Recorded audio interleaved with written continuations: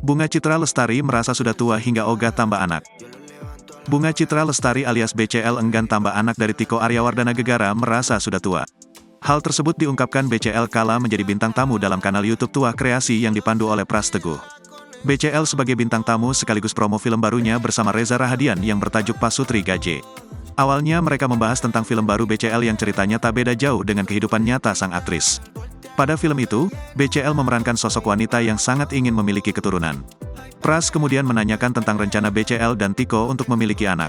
Aslinya ada nggak kepikiran punya anak lagi? Tanya Pras. Secara belak-belakan, BCL mengungkapkan bahwa dirinya tidak ada rencana memiliki anak lagi. Kayaknya enggak ya, udah tua, jawab BCL. Kalau di situ, film kan umurnya 27-an, kalau ini kan sudah 40, imbuhnya.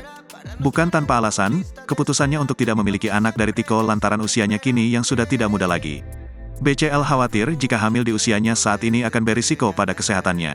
Menurutnya, ketika perempuan sudah berusia 35 tahun ke atas, maka sudah memiliki risiko ketika menjalani kehamilan.